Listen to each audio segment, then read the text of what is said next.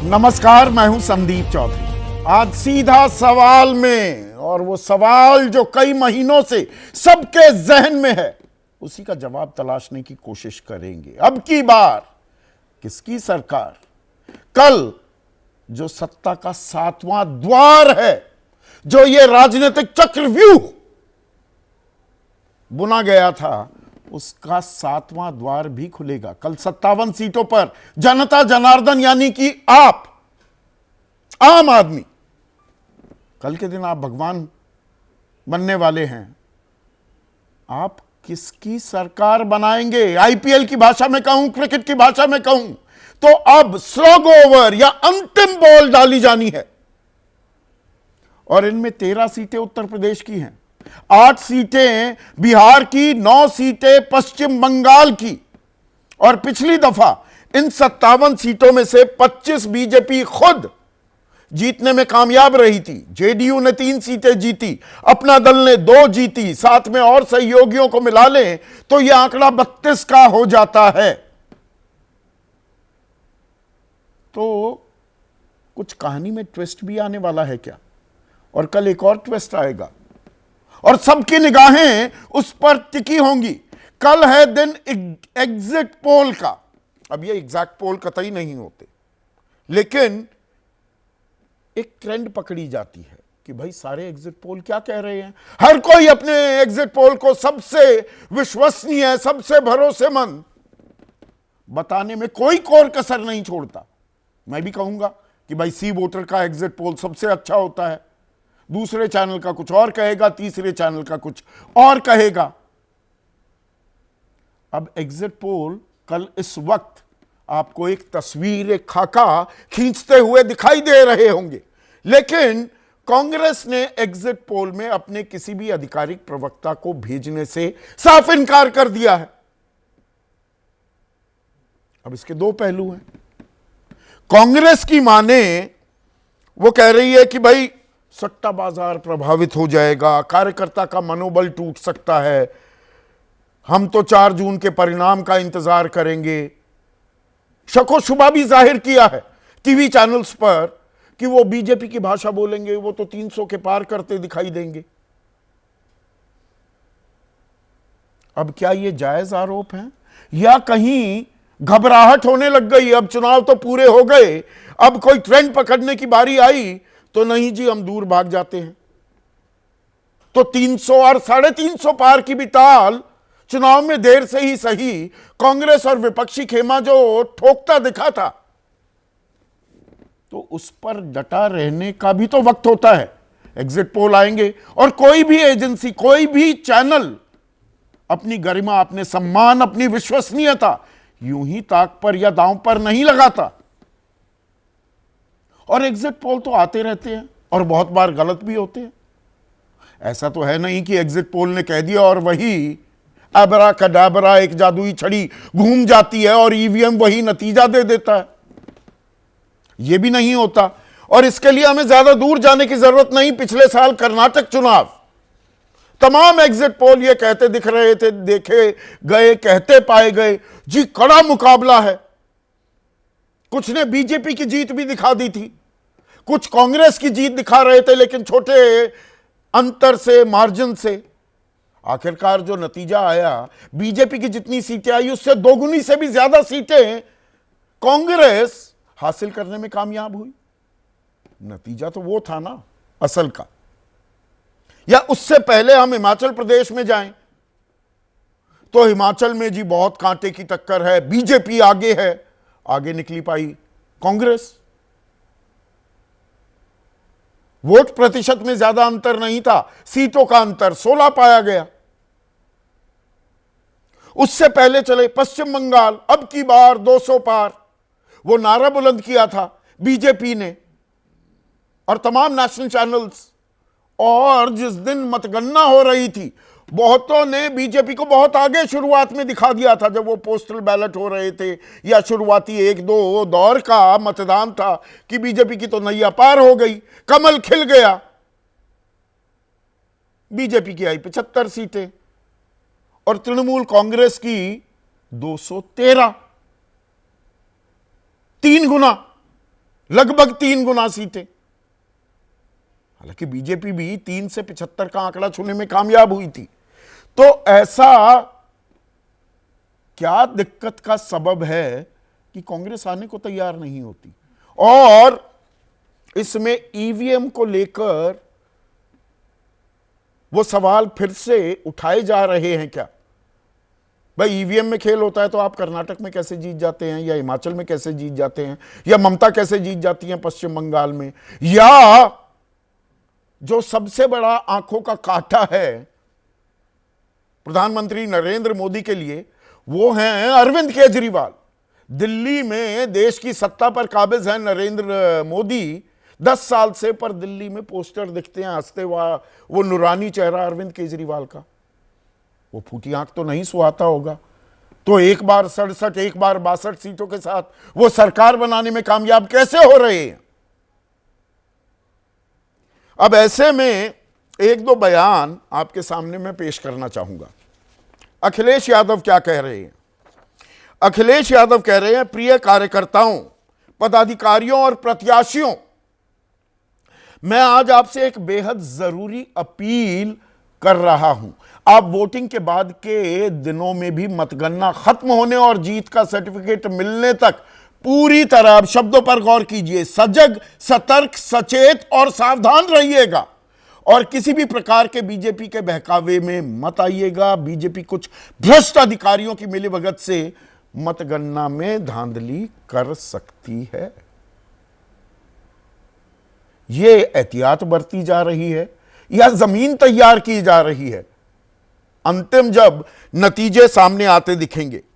राहुल गांधी कह रहे हैं, मैं गठबंधन के सभी नेताओं और कार्यकर्ताओं को दिल से धन्यवाद देता हूं कि संविधान और संस्थाओं को बचाने के लिए बिना झुके आप खड़े रहे, और आप सभी से अपील करता हूं कि अंतिम समय तक पोलिंग बूथ्स और स्ट्रांग रूम पर नजर जमाए रखें। और जो खबर हमने आपको दी थी 3-4 दिन पहले, कल शाम 1 जून जब 7वां चरण भी मुकम्मल हो जाएगा तो इंडिया ने एक बैठक बुलाई है। इंडिया गठबंधन के नेताओं ने यह न्योता दिया है कांग्रेस के राष्ट्रीय अध्यक्ष मल्लिकार्जुन खड़गे, जो अब कह रहे हैं हमारी तो बहुमत आ रही है, 350 भी हम पार कर सकते हैं, और 2 दिन के भीतर, 48 घंटे के भीतर अपने प्रधानमंत्री के नाम का ऐलान भी कर देंगे। उन्होंने ये बैठक बुलाई है, और इसका दरअसल मुख्य मकसद ये है कि इंडिया की तरफ से तमाम जो घटक हैं, जो राजनीतिक दल हैं, उनको जिम्मेदारियां सौंपी जाएं और 4 जून की मतगणना की प्रक्रिया पर पूरी नजर रखी जाए। असल एजेंडा यह है। उधर बीजेपी की तरफ से भी अगर हम बात करें तो चिराग पासवान, प्रधानमंत्री नरेंद्र मोदी और अमित शाह तो ताल ठोक ही रहे हैं, लेकिन चिराग पासवान क्या कह रहे हैं? निश्चित तौर पर हम 400 पार के लक्ष्य को करेंगे और एक बार फिर देश में मजबूत सरकार बनेगी। ज्योतिरादित्य सिंधिया, वो कह रहे हैं, प्रधानमंत्री मोदी की तीसरी पारी में भारत को तीसरी बड़ी आर्थिक शक्ति के रूप में 2027 तक उभारने की दिशा में हम सब प्रधानमंत्री मोदी के नेतृत्व में आगे बढ़ेंगे। और प्रधानमंत्री मोदी ध्यान लगा रहे हैं, ध्यान पर भी चुनावी घमासान हुआ है, लेकिन फल किसे मिलेगा? इस राजनीतिक द्वंद्व में जो तपस्या, जो पसीना बहाया गया है, और मुद्दे क्या हैं? किन मुद्दों पर यह चुनाव लड़ा गया? क्या यह लोकल हो गया? स्थानीय मुद्दों पर हुआ है? कोई करंट हमें नहीं दिखाई दिया, लेकिन कोई अंडर करंट भी है क्या? और ये जो बहुत ही सन्नाटा भरा चुनाव था, चुप्पी मौन धारण जो साधे हुए थी जनता, यानी कि आप, वो दरअसल किसकी बनाएगी सरकार? इसी पर आज हम चर्चा करने वाले हैं। ऐसे में आज का सीधा सवाल, सत्ता का 7वां द्वार ट्विस्ट लाएगा अब की बार? स्टिंग इन द टेल कहते हैं ना, कहानी आखिर में कुछ पलटेगी क्या? और आखिरी संग्राम, पहला अनुमान, चौंकाएंगे परिणाम? यानी कि अनुमान और परिणाम में भी कुछ अंतर आ सकता है क्या? विपक्ष इसी ओर इशारा करता दिख रहा है। तो सवाल भरोसे का, जनता किस पर भरोसा करती है, ये तय करेगा काफी हद तक 4 जून को कि किसकी सरकार बनती है। और भरोसे की बात मीडिया पर भी आएगी। ये मैंने पहले भी कहा था, आज दोबारा दोहरा रहा हूं, इस सवाल को मैं आगे अंडरलाइन करता रहूंगा। Broadcast media, national media channels, main stream media जिसे कहते हैं, वो ज्यादा भरोसेमंद साबित होगा या सोशल मीडिया, यूट्यूबर्स? क्योंकि दिन रात का अंतर है दोनों ही तरफ, दोनों ही माध्यमों में किस तरह से चुनाव, उसके मुद्दों, उसके रुझान को देखा जा रहा है। और चर्चा में मेरे साथ देश के सबसे बड़े पत्रकार मौजूद हैं और इनमें प्रभु चावला का नाम सबसे पहले आता है। सीधी बात करते हैं, आज मेरे सवालों का भी जवाब देंगे।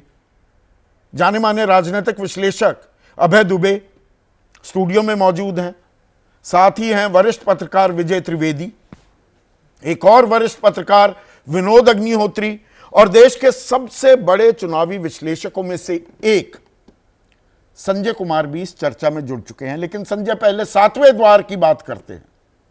अब यह सत्ता का 7वां द्वार भी खुलेगा और इसमें दरअसल जिन राज्यों के बारे में हम कहते आए हैं कि भाई स्विंग स्टेट्स, उसमें बिहार है और उसमें पश्चिम बंगाल है।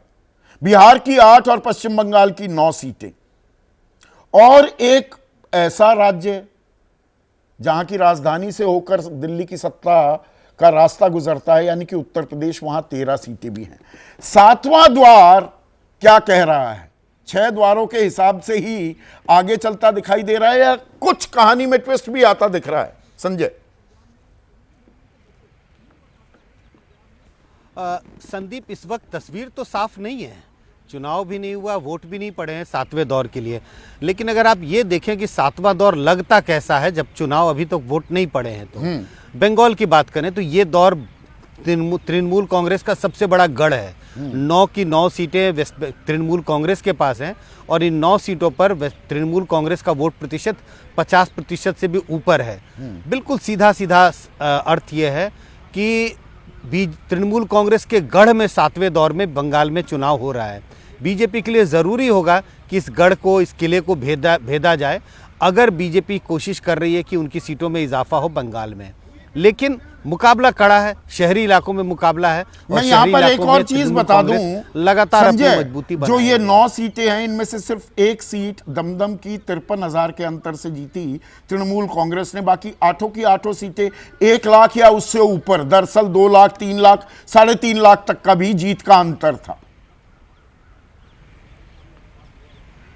बिल्कुल यही वजह है कि तृणमूल कांग्रेस का इन 9 सीटों पर जो एवरेज वोट प्रतिशत है वो 51% है। उनका जो पूरे राज्य में जो वोट मिला था उससे कहीं ज़्यादा है। तो ये एक इशारा करता है कि ये तृणमूल का गढ़ है। अगर हम बिहार की ओर ट्रैवल करें तो बिहार में भी जो सारी की सारी सीटें, जो 8 सीटें जा रही हैं, ये वैसे तो आप 39 में से अगर 40 में से 39 सीटें जीतते हैं, जो एनडीए ने पिछले 2019 के चुनाव में जीता था, तो लगभग सारी सीटों पे कह सकते हैं, सारे चरण के बारे में कह सकते हैं गढ़ में चुनाव है। लेकिन मुझे लगता है कि अब ये पटना कैपिटल में चुनाव हो रहा है, शहरी इलाकों में कुछ चुनाव हो रहे हैं, तो बीजेपी के लिए ज़रूरी है कि अपने गढ़ को बचाएं। अगर, जिसकी चर्चा बहुत हो रही है कि बीजेपी को नुकसान हो रहा है शायद बिहार में, अगर नुकसान को बचाना है, नुकसान को कम करना है, तो बीजेपी के लिए ज़रूरी है कि अपने गढ़ में अच्छा प्रदर्शन करें। चुनौतियां मिल रही हैं, बंगाल में भी तृणमूल कांग्रेस को चुनौती मिल रही है, तो बिहार में मैं कहूँगा कि बीजेपी को चुनौती मिल रही है। तेजस्वी यादव और कांग्रेस गठबंधन बड़ी मजबूती से चुनाव लड़ रहे हैं। और अगर यूपी के 13 सीटों की बात करें तो यहाँ बीजेपी का प्रदर्शन, यूपी की 13 सीटों की अगर बात करें तो ये यूपी में बीजेपी का गढ़ नहीं है, बीजेपी के सहयोगियों का गढ़ है। मैं ये नहीं कह रहा बीजेपी के पास कोई सीट नहीं है, लेकिन सहयोगी, अब देखेंगे इन कई सीटों पर इनके सहयोगी चुनाव लड़ रहे हैं, जिनके साथ छोटी छोटी पार्टियों के साथ जो गठबंधन किया है। अनुप्रिया पटेल की पार्टी है, सुहेलदेव की पार्टी है, तो ये राजभर की पार्टी जो है, ये सारी पार्टियां तो पूर्वांचल की ओर, अब ये पूरा यूपी का चुनाव पूर्वांचल की ओर है। पूर्वांचल में जातीय समीकरण ज़्यादा चुनावों पर हावी होता हुआ दिखाई पड़ेगा। अब वैसे तो उम्मीद थी कि सेंट्रल यूपी में शायद मंदिर का मुद्दा फिर कुछ ना कुछ आहट दिखाई पड़ेगी, जो दिखाई नहीं पड़ा। लेकिन पूर्वांचल में जैसे जाएंगे, दलित मतदाताओं का प्रतिशत ज़्यादा है और इस इलाके में समाजवादी पार्टी का भी मजबूत एक तरह से एक गढ़ है। तो चुनावी मुकाबला देखने को मिलेगा संदीप। मतलब पर यहाँ पर जब 400 पार की ताल ठोकी जाती है, या 400 पार को भी छोड़ दीजिए, 303 का आंकड़ा, दरअसल यहां पर 400 पार नहीं 303 भी लाएगी बीजेपी या नहीं, ये अपने आप में एक टॉकिंग पॉइंट बनता है 4 जून को। उससे भी चुनाव का विश्लेषण और सवालों की धार भी बदलेगी। तो यूपी में 13 में से 11 जीती हुई है एनडीए, 8 की 8 एनडीए के पास थी। तो दरअसल अगर वोट बढ़ानी है, सीट बढ़ानी है, तो बनता है पश्चिम बंगाल, फिर आ जाता है पंजाब, जहां पर 2 सीट तो बीजेपी जीत गई थी पर 2 ही जीत पाई। वो 13 सीटें भी बहुत महत्वपूर्ण हो जाएंगी। बिल्कुल, वो 13 सीटें भी महत्वपूर्ण हैं। जो 2 सीटें तो बीएसपी के पास थी, 13 सीटें जो यूपी में चुनाव जहां हो रहा है। अगर हम पंजाब की बात करें तो पंजाब में कहने को तो लग रहा है 4 कॉर्नर कंटेस्ट है, लेकिन रियल मुकाबला तो सीधा मुकाबला कांग्रेस आम आदमी पार्टी के बीच में है। बीजेपी के पास 2 सीटें थी, लेकिन इस बात का ध्यान रखना होगा ये दोनों सीटें उन्होंने तब जीती थी जब अकाली दल के साथ गठबंधन करके उन्होंने चुनाव लड़ा था। मुझे लगता है बीजेपी के लिए बड़ी मुश्किल होगी पंजाब में सीटें निकाल पाना। सीधा मुकाबला वहां कांग्रेस और आम आदमी पार्टी के बीच, कहानी में ट्विस्ट आ रहा है, चाहे सीटें आम आदमी पार्टी जीते चाहे कांग्रेस, जाना इंडिया गठबंधन के झोली में है। कहानी में ट्विस्ट भी आ रहा है क्या? और मैं इसलिए पूछ रहा हूं क्योंकि आप देश के सबसे बड़े चुनावी विश्लेषकों में से एक है। कल दिल की धड़कनें बहुतों की बढ़ेंगी, सफोलॉजिस्ट की भी और चैनलों की भी, क्योंकि टाई अप होता है किसी न किसी के साथ। तो एग्जिट पोल कितने एग्जैक्ट होंगे कल का दिन, इसलिए अहम भी होगा। ये कितना महत्वपूर्ण दिन होता है? आप तो आंकड़े देंगे नहीं, हालांकि आप करते हैं एग्जिट पोल संजय। हाँ, नहीं, महत्वपूर्ण होता है, बहुत बड़ा पल होता है। जैसे कहते हैं ना, जब वोटों की गिनती होती है तो राजनीतिज्ञों के लिए बहुत बड़ा पल होता है, कौन जीत रहा है, कौन हार रहा है, हम जीतेंगे हारेंगे।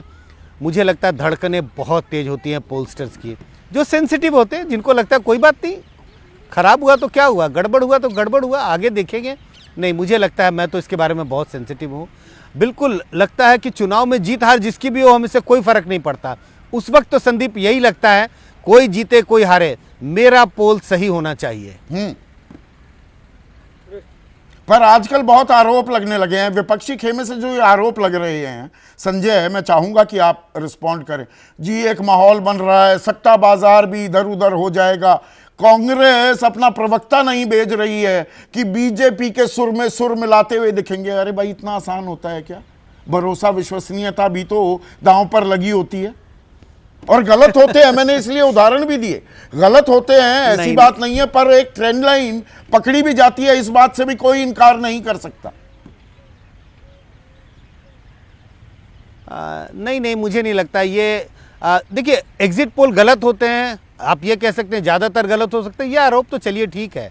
हालांकि ये आरोप भी बहुत बेबुनियाद लगता है, क्योंकि हम आंकड़ों को देखते नहीं हैं। जैसे मैं अगर 2004 का उदाहरण दूं, सारे लोग कहते हैं 2004 में सारे लोगों के एग्जिट पोल गलत हुए थे, और हमसे कहा जाता है, हमसे मतलब CSDS जहां मैं काम करता हूं, आपका पोल भी तो गलत हुआ था। कोई ये देखने की कोशिश नहीं करता, हमने कोई अनुमान ही नहीं लगाया था, न तो वोट शेयर का न सीट का। तो अब ये मैं नहीं कह रहा हूं गलत हुआ या था नहीं, लेकिन पब्लिक डोमेन में हमने 2019 भी है हमारे पास, लोगों की सब चैनलों ने बताया कि भाई एनडीए की, बीजेपी की अगुवाई वाली सरकार आ रही है। 3 तो वो अप्रत्याशित लग रहे थे आंकड़े की 300 पार भी हो जाएगी, 3-4 चैनल्स ने वो आंकड़े भी बताए थे। तो सिलेक्टिव मेमोरी तो हम नहीं रख सकते इस मामले में। बिल्कुल, देखिए बहुत लेकिन बड़ी सेलेक्टिव मेमोरी होती है। सेलेक्टिव मेमोरी होती है, अगर आप पसंद करते हैं तो आपको हमेशा लगता है इनके आंकड़े सही होते हैं, बिना देखे कि कब आपके आंकड़े सही हुए गलत हुए। मुझे लगता है ये जो बड़ा एक साजिश देखा जाता है, जो आप जिसकी ओर इशारा कर रहे हैं कि भाई कल ये पूरी साजिश होगी, मीडिया भी उसमें शामिल है, एग्जिट पोल करने वाले भी शामिल हैं, कि बीजेपी को आगे बढ़ता हुआ दिखाया जाएगा। मुझे नहीं लगता है कि इस साजिश का कोई भी पोस्टर इसमें साझेदारी करता है। सही गलत हो सकता है, जो कल एग्जिट पोल आएंगे किसी के सही होंगे, किसी के गलत होंगे, हो सकता है सबके अनुमान गलत हो सकता है कईयों के अनुमान सही हो, लेकिन इस साजिश का हिस्सा होते हैं, मैं ऐसा बिल्कुल नहीं मानता। प्रभु, ये सवाल आपसे भी, क्योंकि आप दरअसल ये एग्जिट पोल की जो प्रक्रिया है उसको मुख्य धारा में लाने में आपकी अहम भूमिका थी, चाहे वो जब आप इंडिया टुडे में थे, इंडियन एक्सप्रेस ग्रुप में थे, आज भी न्यू इंडियन एक्सप्रेस में हैं, या जब आप आज तक का हिस्सा थे।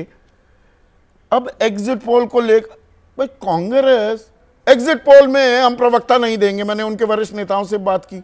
अरे भाई, आप अगर मुतमईन नहीं है तो खड़े होकर अपनी बात बताइए कि यहां हमें तो हमारा आंकड़ा ये है। ये इससे एग्जैक्ट पोल बनाकर और उसको गरियाना, ये कहां तक जायज है? या बहुत सारी गलतियां भी हो गई हैं मीडिया से भी और सोफोलॉजिस्ट से भी।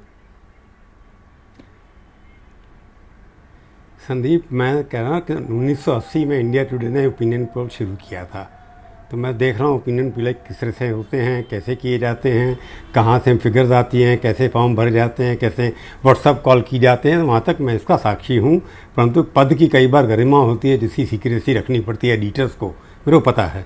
अब CSDC की बात मैं याद नहीं करूँगा कि 2004 के अंदर इन्होंने ओपिनियन पोल किया था यादव साहब के साथ मिल करके, मैं उस वक्त एडिटर था, तो उसके बारे में चर्चा नहीं करूँगा, पर उसको वो अपने आप में एक विषय रहेगा, कभी बैठ के प्राइवेट में बात हो सकती है। हमेशा हर ओपिनियन पोल में, एग्जिट पोल के अंदर कुछ ना कुछ जो करने वाले होते हैं उनका पॉलिटिकल बायस दिखाई देता है। मैं ओपनली कह रहा हूँ, और उसके लिए मेरे पास सबूत भी हैं, रिटर्न में भी है, एविडेंस भी है, सब कुछ है। परंतु फिर भी मैं उनको एक क्रेडिट देना चाहूँगा कि कई बार वो ट्रेंड को सीट पकड़ते हैं। कि कई बार होता है कि हम ये कहते हैं कि सारे इंडिया में 300 सीटें आएंगी, सारे इंडिया में 300 सीटें आ जाती हैं, परंतु आपने कहा मध्य प्रदेश से 40 आएंगी और 40 की बजाय वहाँ 20 आती हैं, 15 आती हैं, पर टोटल सारा इकट्ठा हो जाता है, इसलिए इनकी क्रेडिबिलिटी बन जाती है। मेरे ऊपर तो प्रणव ने केस किया था इंडिया टुडे के अंदर, जब मैंने ओपिनियन बारे इंडियन एक्सप्रेस के अंदर। तो मैं समझता हूँ कि ओपिनियन पोल के अंदर कहीं ना कहीं बातें होती हैं जिसके बाद ओपिनियन पोल करने वाले, एग्जिट पोल करने वाले समय के साथ साथ अपने ऑप्शन बदलते चले जाते हैं। आपने भी देखा होगा, पिछले 2 महीने से हम डिस्कस कर रहे हैं, हमारी पोजीशन हर एक फेज के बाद बदलती चली जा रही है सब लोगों की। जो हमने पहले नोटिस किया था होता है, 2004 के अंदर भी हुआ था। चीजें जैसे जैसे अनफोल्ड होती हैं समझ में आती हैं। भाई हम इंसान हैं, पत्रकार है, भगवान तो नहीं है ना, हम कोई विष्णु के अवतार नहीं है। हाँ नहीं, आप पत्रकार हैं, नहीं पत्रकारों की बात नहीं कर रहे, आप ओपिनियन पोल्स की बात कर रहे हैं, वो पत्रकार नहीं करते। वो प्रोफेशनल एजेंसी थी, अब अनफॉर्चुनेटली एक दो एजेंसी रह गई है और उन्हीं का डाटा सबकी जगह बढ़ते हैं। नहीं, मैं इसलिए पत्रकारों का भी जिक्र किया, वो पूरी बात वो लाइनें ब्लर हो। एक मिनट सुनिए ना प्लीज, ये बात दर्शकों तक पहुंचानी जरूरी है। भाई कोई एजेंसी है, वो किसी चैनल के लिए करती है, तो I will stand by those figures, तो मैं भी उसका हिस्सा बन जाता हूं। तो ये सिर्फ देखिए, पत्रकार भी उसका हिस्सा बन जाते हैं ना, उनकी भी लानत मलानत होती है। मैं इसलिए पत्रकार शब्द इस्तेमाल मेरे को 2 मिनट बोलने देना, तभी मैं अपनी, हाँ मेरे विचार जो बनते हैं ना वो कट जाते हैं बीच में। सॉरी, क्योंकि मैं सबसे ज़्यादा एक्सपीरियंस हूँ यहाँ, और सबसे ज़्यादा ओपिनियन पोल मैंने अंदर से देखे हैं, हर एक फिगर्स का मैं वाकिफ हूँ, मैं उसके बारे में ज़्यादा खुलासा नहीं। पत्रकार इसलिए हिस्सा बन जाते हैं क्योंकि हमारी TRP होती है, उसके लिए करना पड़ता है। ओपिनियन, जब हमने ओपिनियन पोल शुरू किया था 1980 के अंदर, तब मैगजीन होती थी, TRP की दौड़ नहीं होती थी। ये नहीं होता कि हमारे फिगर्स सही हैं। हर अगर आप उठा करके देखें 100 के 100 एग्जिट पोल होंगे पिछले 20 साल के अंदर, 100 में से कम 90 गलत होंगे, परंतु टोटली 10 ठीक होंगे, 80 ठीक होंगे। परंतु सवाल ये होता है कि जो भी हम करते हैं, हमारा पेशा है, हम करते हैं, अंदाज़ा लगाना हमारा काम है, और फॉल्ट निकालना पॉलिटिकल पार्टी का काम है। जीते जा रहे हैं, हमारा उससे क्या मतलब? जो आपने ठीक कहा, पत्रकार हिस्सा बन जाता है, क्योंकि हमारे को एक प्रोफेशनलिज्म TRP के लिए या अपने व्यूअर्स को दिखाने के लिए कंपटीशन होता है, उसमें गलतियाँ होती हैं। परंतु ओपिनियन पोल जो आपने कांग्रेस पार्टी का, जिसके ऊपर मैं आ रहा हूँ, आपने उठाया, कांग्रेस पार्टी ने पिछले 3 महीने से 10 पत्रकारों को बहिष्कार वैसे ही कर रखा है। उनको ऐसा लगता है कि वन साइडेड नैरेटिव चलता है। कई बार मेरे को भी लगता है कि कई बार वन साइडेड नैरेटिव हो रहा है, उससे क्या कारण है क्या नहीं, उसके अंदर नहीं जाना जाता। तो अगर कांग्रेस पार्टी ये चाहती है कि हम नहीं आएंगे, तो हम कौन होते हैं उनको कहने वाले आइए हमारे चैनल पे? उनके पास बड़े सोशल मीडिया, जैसे आपने कहा, सोशल मीडिया के अंदर जो कुछ हो रहा है और मेन स्ट्रीम में जो हो रहा है, दोनों में अलग अलग आसमान का अंतर है। दोनों में से कौन ठीक होगा, कौन सा गलत होगा, ये तो 4 तारीख को पता लग जाएगा। ये सिर्फ राजनेताओं पर कितना भरोसा है, किस पार्टी पर कितना भरोसा है, ब्रॉड मेन स्ट्रीम मीडिया और सोशल मीडिया में कौन ज्यादा भरोसेमंद साबित होगा, यह भी 4 जून को तय होने वाला है। बिल्कुल तय होगा, 4 दिन को बिल्कुल तय होने वाला है। पॉलिटिकल पार्टी तो नादा लगाती रहती है 400 पार 350 पार, वो तो उनका काम है जीतना और हारने की बात करना। पर पत्रकारों को ये काम नहीं है कि ठेके पर चाती बजा कर कहें कि मैंने इतना कहा था ये होने वाला है। पत्रकारों का काम है जो देखा वो दिखाइए, बिल्कुल। जो सुना उसको लिखिए, अपनी इंटरप्रिटेशन करने की जरूरत क्या है? तो उसके आप अंदर। क्या पर सुन हमारे और देख पत्रकार पा ने रहे हैं? पहले अब ये conclusion draw करते हैं। बताइए, आज का जमाना- सातवां द्वार खुल जाएगा, आखिरी द्वार है। आप क्या देख रहे हैं इस चुनाव में? कोई मुद्दा है, शख्सियत? आप पहले दिन से कह रहे हैं कि संजय बता रहे इर्द गिर्द ये नरेंद्र मोदी के घूम रहा है चुनाव। कोई अंडरकरंट नाराजगी है? प्रो इनकम्बेंसी कोई आज देखते भी हैं कि आगे- एंटी इनकम्बेंसी? सीधा सवाल है मेरा। संदीप सीधा जवाब दे रहा हूं, आज भी आप मोदी जी क्या कर रहे हैं कन्याकुमारी में वो डिस्कस कर रहे हैं आप सुबह से, हाँ। कई बार दिखा चुके हैं। तो मोदी तो मुद्दा तो है ही ना। उन्होंने भागवत कपड़े पहन लिए जो स्वामी विवेकानंद ने पहने थे, उसी तरह का कपड़ा पहन लिया उन्होंने, वो भी हम दिखाए जा रहे हैं बार बार। तो मोदी तो इशू है ही। और वेस्ट बंगाल के अंदर विवेकानंद जाके 9 सीटें सब कह रहे हैं कि बाकी जगह भी हैं, पर भगवा ऐसा रंग है जो सारे प्रदेशों के ऊपर इन्फेक्ट करता है, चाहे यूपी हो चाहे किसी के ऊपर। भगवे कपड़ों के अंदर विवेकानंद स्मारक में बैठे हुए वो एक पॉलिटिकल मैसेजिंग कर रहे हैं। अब सवाल जो 7वें चरण के बाद अभी भी ये लगता है हम लोगों को कि कांटे की टक्कर है, जो आज से पहले चरण में आप नहीं कह रहे थे, हम नहीं कह रहे थे।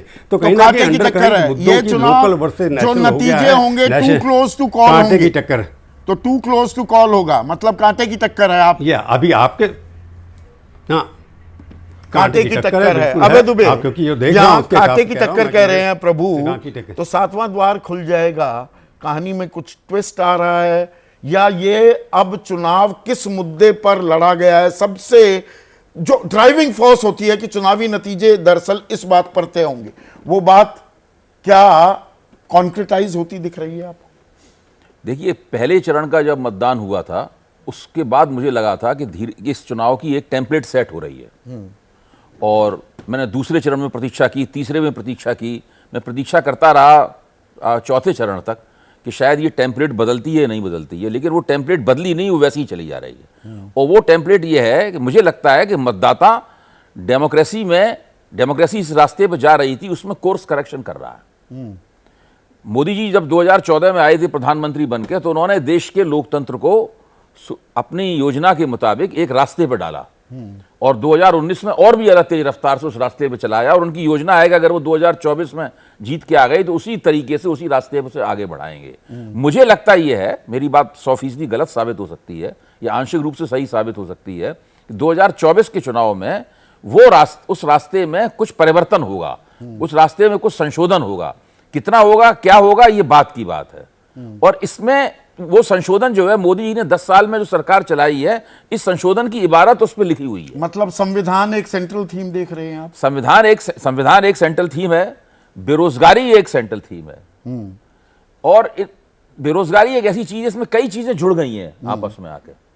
और सबसे बड़ी जो चीज है, जिसको 2016 में मोदी जी ने किया था नोटबंदी, उसका इम्पैक्ट न 2017 के यूपी चुनाव, उत्तर प्रदेश चुनाव पे आया, ना 2019 के लोकसभा चुनाव पे आया। उसका इम्पैक्ट अब आया है जाके। और बहुत सारी और बैड चीजें जुड़ गई हैं। इंप्लीमेंटेशन ऑफ जीएसटी भी जी उसमें हाँ, जुड़ गया। वो जीएसटी भी जोड़ दी है। तो बेरोजगारी का प्रश्न जो है कि उससे हमारा जो असंगठित क्षेत्र था वो पूरी तरीके से ढह गया, जिसमें 94% लोगों को, श्रम शक्ति को रोजगार मिल रहा था।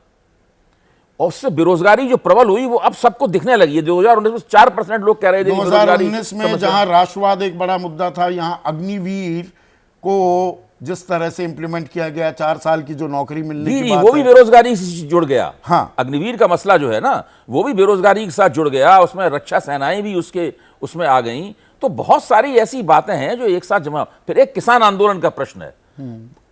पश्चिमी उत्तर प्रदेश, दिल्ली का बाहरी इलाका, हरियाणा, पंजाब, ये पूरा का पूरा क्षेत्र उत्तर भारत का, जो कि मोदी जी के लिए बड़ा जरखेज क्षेत्र था, इस क्षेत्र में किसान आंदोलन से जो नाराजगी हुई, 100% स्ट्राइक रेट था जी, ना। हाँ, 25 की 25 हाँ, राजस्थान, जो- 7 की 7 दिल्ली, 10 की 10 हरियाणा, 4 की 4 उत्तराखंड, जी, जी। 5 की 5 उत्तराखंड, तो 4 की 4 हिमाचल। ये जो एक बहुत जरखेज इलाका था, इसमें भी वो उसका प्रभाव पड़ता हुआ दिखाई पड़ रहा है। तो ये आप कुछ प्रमुख मुद्दे हैं। आप इन इन्हें मुद्दों प्रमुख पे अगर मुद्दे मान रहे हैं, पर मैं पलटकर विनोद अग्निहोत्री अगर ये कहूं, ये मुद्दे तो तश्तरी पर सजे हुए थे पहले दिन से, पर अटकता भटकता लटकता ध्वस्त परास्त जो विपक्ष था, क्या वो परोस पाया, या ये हम कह दें कि भाई जनता ने चुनाव लड़ दिया? तो बीजेपी की संगठनात्मक जो ताकत है, जो करिश्माई नेतृत्व है, क्या उस पर इतना भारी पड़ सकता है? जनता का ये गुस्सा भी थोड़ा ये मतलब पचाने में मुझे थोड़ी डिफिकल्टी होने लगती है। देखिए संदीप भाई, ये जो चुनाव है, जैसा कि प्रभु जी ने कहा कि इसके केंद्र में मोदी जी हैं, निश्चित रूप से मोदी जी चुनाव के केंद्र में है, लेकिन ये चुनाव मोदी बनाम मुद्दों का बन गया। सत्ता पक्ष के लिए सबसे बड़ा मुद्दा यही रहा कि मोदी जी को तीसरी पारी देनी है, जबकि विपक्ष ने वो सारे मुद्दे उठाए।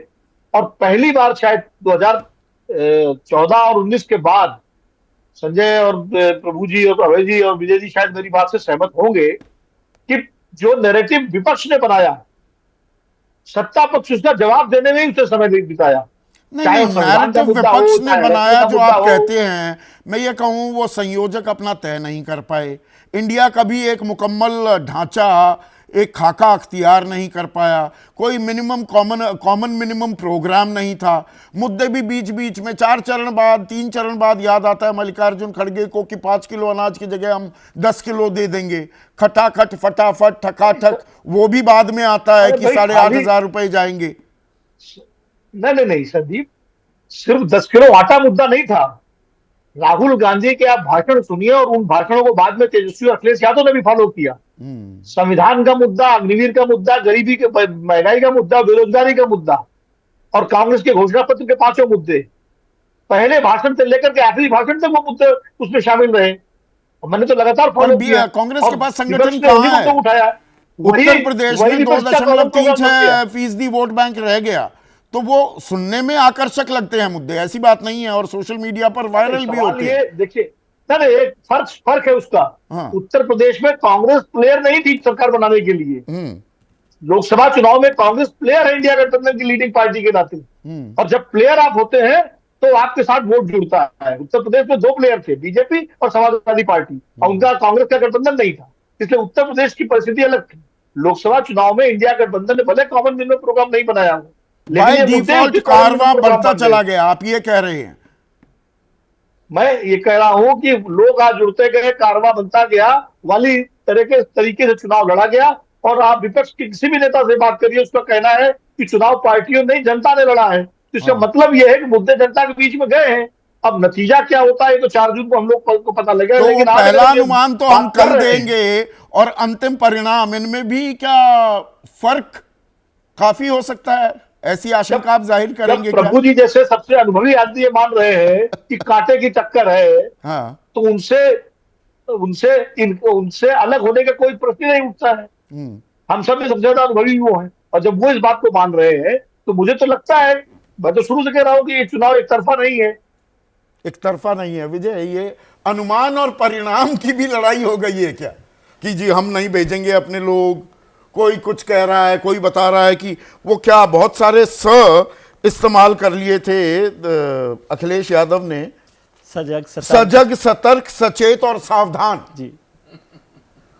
नहीं, अच्छी बात है, इसमें कोई बुरी बात नहीं है, क्योंकि मतगणना जो है ना बहुत महत्वपूर्ण हिस्सा होता है चुनाव का। जितना वोटिंग होता है उतना ही काउंटिंग भी होता है। प्राइवेटली एडमिट भी किया है कुछ नेताओं ने, अब उनके नाम क्या लूं, अंदाजा लगा सकते हैं दर्शक कि वो अंतिम रात और काउंटिंग वाले दिन हम ढीले पड़ जाते थे। हाँ, वो नहीं, वो इसीलिए मैं कहा, और इसलिए वोटिंग के साथ की बैठक का मेन एजेंडा भी दरअसल वो है जी। इसीलिए मैंने कहा कि वोटिंग के साथ साथ काउंटिंग भी जो है ना बहुत महत्वपूर्ण होती है, कि कई बार, और जब कई सीटें ऐसी फंस जाती हैं जिसमें 1% वोट का, 2% वोट का जीत का 1400 का ये अंतर होता है, तो और उसमें ज्यादा मुश्किल होता है कि किस तरह से किया जाएगा। और वहां पर जो कार्यकर्ता बैठा हुआ है, पोलिंग एजेंट बैठा हुआ है, वो उस लड़ाई को लड़ता है कि कौन सा वोट को आपने कैंसिल किया, कौन से को नहीं किया, वो सब है। लेकिन चुनाव की बात अगर हम करें तो मुझे लगता है, मैं प्रभु की बात से सहमत हूं कि ये पूरा चुनाव मोदी आधारित चुनाव है।